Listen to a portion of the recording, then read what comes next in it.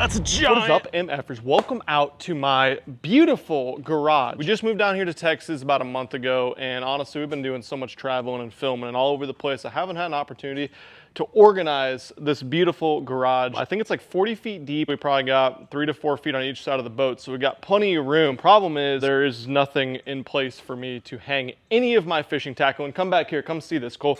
We got work slash fishing here. That's a disaster over there of just like, hey, I'm gonna go throw this in the pond and try to catch something. Stuff for the house over here, and then this is an absolute shit show, coleslaw. We got a lot of stuff to get organized here. I can't be living my life trying to fish every day, load the boat up or load the backpack and go bank fishing with this. So I've got some plans to make this the most badass man cave garage that anyone has ever seen in the likes of fishing.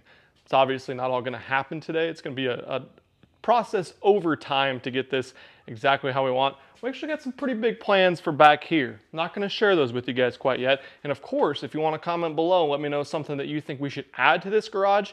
That'd be super, super helpful. But today, we're gonna get a lot done. We're gonna get a lot of organizationing. We're gonna do some building. We're gonna get some pegboards so we can start doing some hanging. I'm excited. First step, gotta go to the store, buy some supplies. Let's do it, Cole. Buffet! Oh yes. Oh yes. So you guys watched the fish stocking video. I've been out here every day feeding these suckers, maybe a couple times a day. And the little minnows and stuff, the little bluegill and the little minnows, they're doing good. Obviously, they're eating, which is good. And they're somewhat feed trained, I would assume, because every time I walk up here, they all go right to the bank, want to come say hi to me for obvious reasons. I'm just waiting for something big to come up and take them out, which has been happening. These giant bass like to roll in here when these bluegill are feeding like this and pick a couple off. We'll probably see some here in a second. It's crazy, even in a small pond like this, it's so hard to see in the water until you put the damn water lands on, and then I swear you can see every single fish in this little area. I can see down like 3 feet with these things on. Just a shameless plug, coleslaw, but it makes a huge difference. It's crazy. One more. We need more bass, Cole. 10 more giants. Oh, that's a giant. Oh. Come here, bud. Just freaking gulped it too. Come here, bud. Okay. That's how we're gonna start today's video, huh?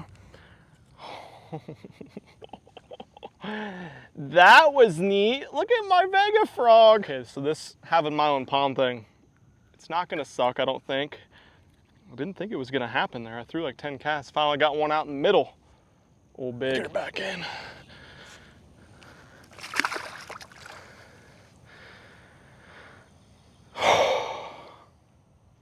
Well, that didn't suck. Yeah! I did throw away all my working gloves in the move because they were a disaster.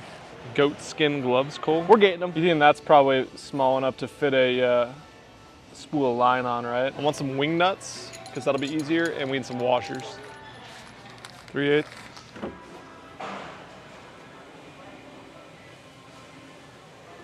All right, 2x4s. Light little Tims. Precisely in half, 42 inches.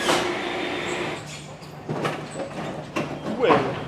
Okay, we just hit the old Home Depot. If you're wondering why we're soaked in this video. It's humid in Houston, apparently. We got a bunch of 1/2-inch plywood, 2x4s, 4x4s, pegboard, a couple other tools that we're gonna add to the wall and stuff. First things first, so we gotta do some demo on the wall. We're gonna start by making where we're gonna put some of the rod lockers.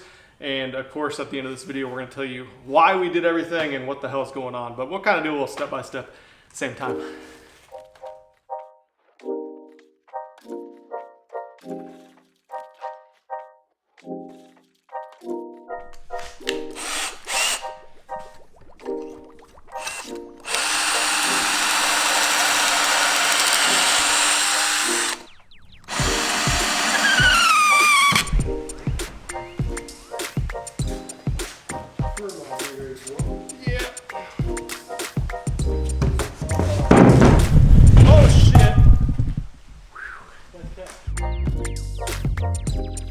We have a problem. One more screw left.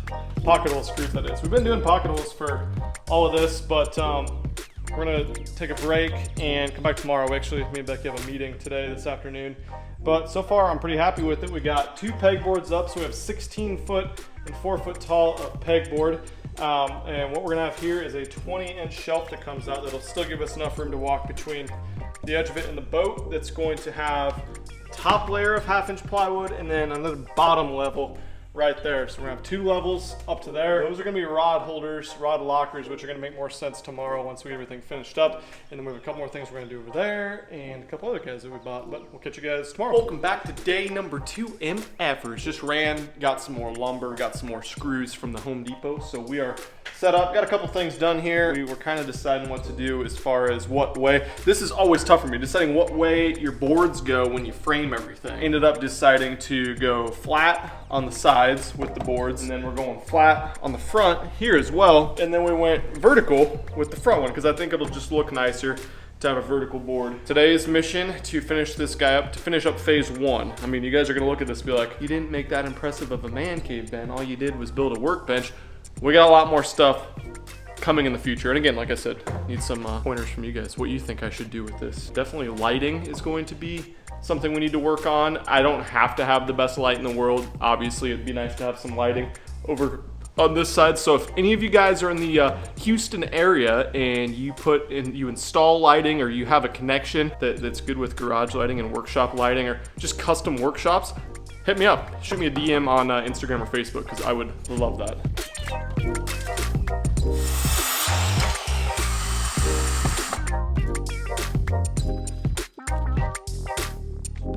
Things are starting to make a little sense now. It's starting to look like something. We have the top cap on here. I love it, coleslaw. 20 inches out from the wall. We thought that would be a good width to not take up too much room, but still have enough room to store tubs of fishing lures underneath, to go underneath my fishing lures that are on the wall. But I like this. I can easily reach all the pegs up here. Obviously everything below. Need to work on the tackle making station, but I think that's going to come in phase 2. I'm going to just do like a little makeshift and kind of take some stuff out for now. But yeah, I like how this looks. Now we need to add the bottom shelf, which got a lot of storage. I like it.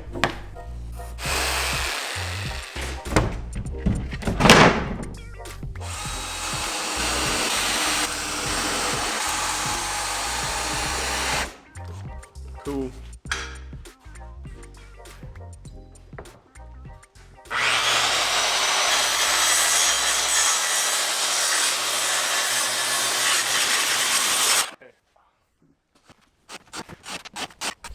As if we didn't have enough storage on these shelves, we are going to build a storage shelf to put right there. And I think that's where a lot of the boxes of tackle are going to go, over there, so they're more visible and accessible.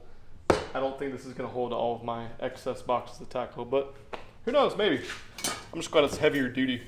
This will hold more than a lot of the ones we saw at the store in the old house.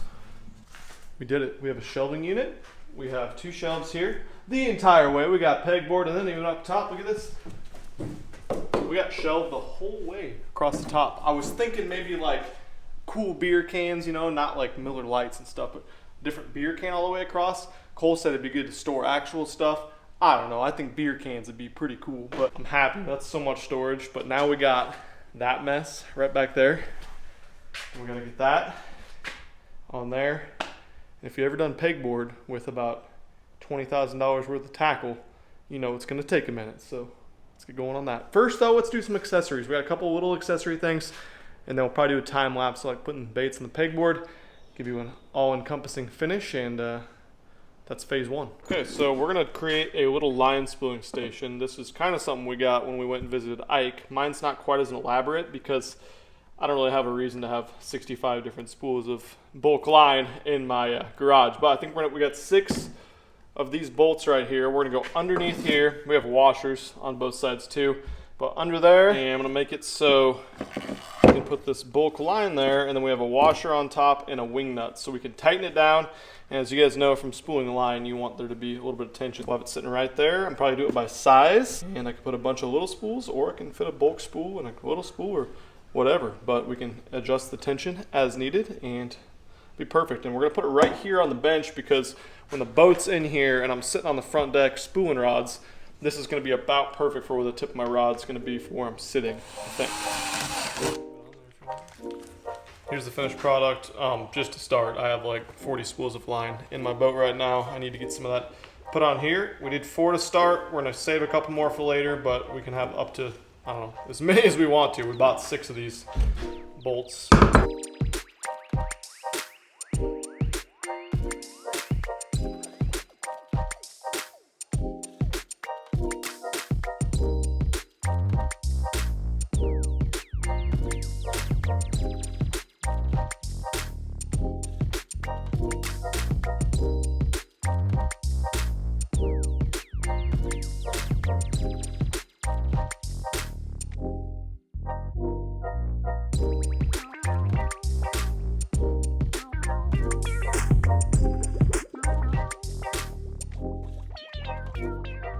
Okay, welcome to day number 3 of the garage. I'm finally gonna reveal it here in just a second. I'm very happy with how it turned out, but you guys know I'm a fishing junkie and I love new tackle, especially big giant swim baits. And I got a little mail call for you guys today. We're gonna swim them in the pool and test them out. Finally got these from my buddy Victor Depp over at Fish Everything. This is called the paperweight swim bait. Nice little shad glide bait guy, kind of an in-between size between some of like the 5 and 6 inch shad glides are on the market and like the big 9 and 10 inch ones. This one's 7 inch body, 2 inch tail, and only about 2 ounces. So that guy's gonna fish well on some lighter tackle than my traditional heavy swim bait stuff. And then this guy I'm excited about too. This is called the Slim Shad. Big wood, 7 inch top water, 3 hook shad guy.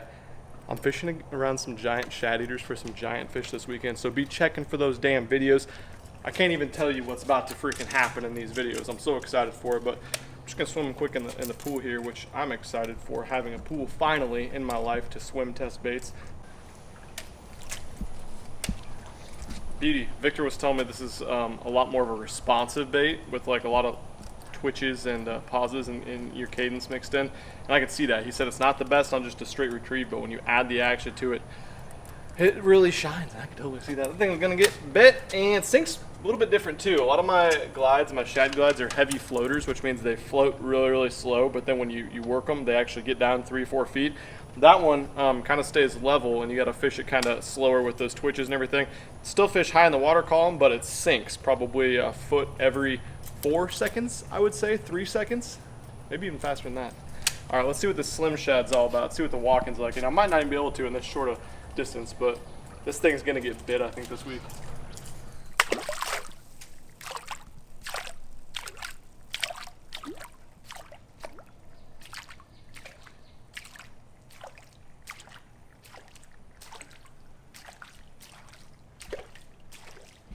Okay, this thing's gonna be a friggin' problem for some big fish. A couple things I like about it. One, the size. It's bigger than any type of walking bait that you can get on the market, besides maybe like the big Mag Dong, or like the Sexy Dog from Strike King, Mag Dog from 6 Cents. But it's wood, so it's natural. Even though it's got that big profile in the water, it doesn't have the loud clacking, which sometimes on some of these 8 to 12 pound fish we're hopefully targeting, it's gonna get more bites. And when you walk this thing, you can almost walk it in place the way that it's weighted, but it has this, I think it's because of this keeled design on the front of it. When you twitch it, it throws a bunch of water, just like these big shad are doing. And from what I've seen, they're chasing like up to 2 pound size shad in this area. So you might think that that's big. They're eating stuff probably 3-4 times that size. So I'm excited. Okay, let's go to the garage reveal.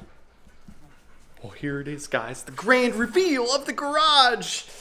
Woo! It's pretty much exactly what you guys saw happening the entire time throughout this process, but I'm pretty happy with how it turned out. And before you guys talk a bunch of trash in the comments saying that I don't know what I'm doing and I didn't do much to the garage, keep in mind this is phase 1. Don't have enough time to freaking take months and months to make one video. We're gonna make several out of this because this was a good starting segment, I think, of what we did. But got everything put on the pegboard from 6 Cents. So when I was at my last house, I had a 6 Cents pegboard and then everything else bait pegboard. And now I have enough 6 Cents stuff that I'm still, once we get a couple of the 4 or 5 or 6 products we're working on that are in the works with 6 Cents right now, I'm already not gonna have enough pegboard space on these 2 just for my 6 Cents stuff.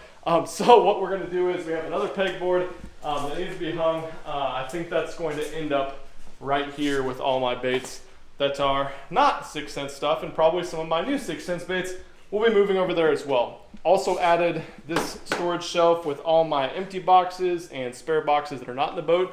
It's looking a little bleak right now because the boat has about 60,000 pounds of tackle in it. Love the storage on the shelves. Haven't even put anything on the bottom yet. Also didn't get this guy hung either because I ended up finding an electrical outlet over in the back of the garage, and I wanted to think about it for a couple days if I wanted to hang it in the front by the outlet I showed you guys or in the back. But since the back of the boat's gonna be back there, and Cole and I were just talking about it, we can have longer extension cords in the front of the garage as well, very simply. I think I might put it in the back. The mess back there is much, much smaller. That's one thing I'm super happy about. And as you guys can see, we have plenty of room for tackle, and it is much better organized than it was a couple days ago. So I'm happy about that. Like I told you guys several times throughout this process, I need ideas from you guys. I got a big old grand idea for back in the back there. And as you guys probably noticed, my tackle making station, which I had in a different part of my garage in my last house, is completely all boxed up yet. I don't have the capabilities to make any tackle right now, which is kind of driving me crazy. So I'm probably gonna have to do this pretty quick. That's what that's gonna be, I think, probably in a bigger way than you guys are thinking. Also, coming inside over here, turn the light on this bitch, maybe. I don't know how to turn the light on in this house. That should do it. There we go. Okay, so in here we have done like pretty much nothing. We got the most important part installed, which is the fridge. So we got beers, but we got this whole area too, and that'll be phase number 2 or 3. But like I told you guys previously, anything over 13 pounds that we get mounts of is gonna be going in here for sure. And I'm excited for that. We gotta go catch those. Maybe we'll catch one of those this weekend, one of those shad baits. Wouldn't put it past it that would be a possibility even in the post spawn. It's gonna be a pretty badass time, but hopefully you guys enjoyed the little DIY stuff and the start of the video, seeing that blow up. Hopefully you guys enjoyed that as well. Let me know what you think of this. Let me know what you think we need to do with these rooms. I'm always valuing you guys' opinions. Thank you so much for watching this one, Noah Meffers. We'll catch you soon. Happy Peace!